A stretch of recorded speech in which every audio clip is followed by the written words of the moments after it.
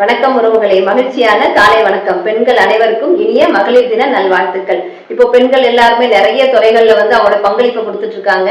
கேட்கும் போதும் பார்க்கும் போதும் ரொம்பவே மகிழ்ச்சியா இருக்கு. சரிங்க, இதெல்லாம் நம்ம கொண்டாடுற மாதிரி தான் இருக்கிறோமா, நாடு அந்த நிலைமையில தான் போய்கிட்டு இருக்கா அப்படின்னு கேட்டீங்கன்னா, நம்ம கொண்டாடிட்டு இருக்கிற ஒவ்வொரு தினங்களுமே அதுக்கு தகுதியா இருக்கான்னு கேட்டீங்கன்னா எல்லாமே கொஸ்டினா போய்கிட்டே இருக்குங்க.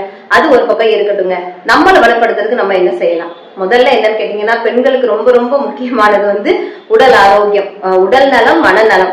ரெண்டுமே ரெட்ட குழந்தைங்க மாதிரி. ரெண்டுல ஒண்ணு சரியில்லைனாலும் ஒண்ணு சரியா வேலை செய்யாது நமக்கு. சரி, அடுத்து என்னன்னு கேட்டீங்கன்னா கல்வி, தொழில். என்ன கேட்டீங்கன்னா படிப்பு அப்படிங்கிறது என்ன பொறுத்தளவுல படிப்பு அப்படிங்கிறது அங்கீகாரங்க, தொழில் அப்படிங்கிறது நம்மளோட அடையாளங்க.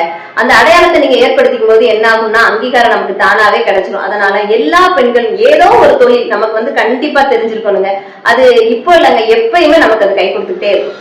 ஒரு மனிதனை வலுவிழக்க செய்யணும்னா அடுத்தவங்க இருக்கக்கூடிய ஆயுதம் என்னன்னு கேட்டீங்கன்னா அவங்க மனசளவுல அவங்கள உடைய வைக்கிறது தான். ஒரே விஷயம் நல்லா தெரிஞ்சுக்கோங்க, இந்த ஒழுக்கத்தை பத்தி பேசுறதுக்கு யாருக்கும் நம்ம அதை சொல்ல வேணாமே.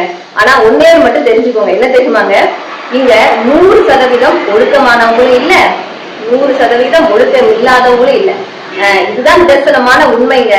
என்னங்க நீங்க இப்படி சொல்லிட்டீங்கன்னு கேட்டீங்கன்னா அதுதான் உண்மை. நான் அடிக்கடி சொல்லுவேன், 100% நல்லவங்களும் கிடையாது, 100% கெட்டவங்களும் கிடையாது அப்படின்னு சொல்லிட்டு. நீங்க ஒழுக்கமா இருக்கீங்க, அறத்தோட இருக்கிறீங்க அப்படிங்கிறது உங்களுக்கு தெரிஞ்சா போதும். நம்மளை படைச்ச இறைவனுக்கு, உங்களுக்குங்களோட நமக்குன்னு சொல்லுவோமே, என்ன நானும் தானே சேர்ந்திருக்கேன் அதுல, நமக்கு தெரிஞ்சா போதுங்க. நான் கணவனுக்கு தெரியணும், குழந்தைங்களுக்கு தெரியணும், அதை கூட நான் சொல்ல மாட்டேங்க. நமக்கு தெரிஞ்சா போதும், நம்மளை படைச்ச இறைவனுக்கு தெரிஞ்சா போதும். இதுல எங்க தெரியுமாங்க பிரச்சனை வருது? நான் ஒழுக்கமானவ அப்படின்னு சொல்லி நிரூபிக்கிறதுக்கு முற்படும் போதுதான் வருது. அது நமக்கு தேவையே இல்லையே. நிமிர்ந்த நன்னடை, நேர்கொண்ட பார்வையும், நிலத்தில் யாருக்கும் அஞ்சாத நெறிகளும், திமிர்ந்த ஞான செருக்கும் இருப்பதால் செம்மை மாதர் திரும்புவதில்லையா, பாரதியார் சொல்லியிருக்காரு.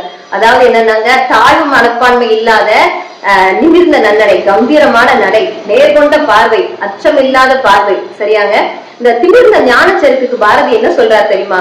அறிவாற்றலால் வரும் தன்னம்பிக்கை.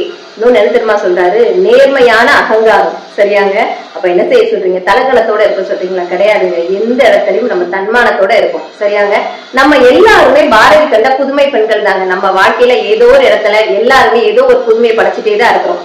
நம்ம புதுமை பெண்கள் தான், சாரிங்க, புதுமை பெண்கள் தான் அப்படிங்கறத யாருக்கும் நிரூபிக்கணும் அப்படின்னு அவசியம் இல்லைல்ல. சரிதானங்க நான் சொல்றது? வாழ்க வளமுடன்.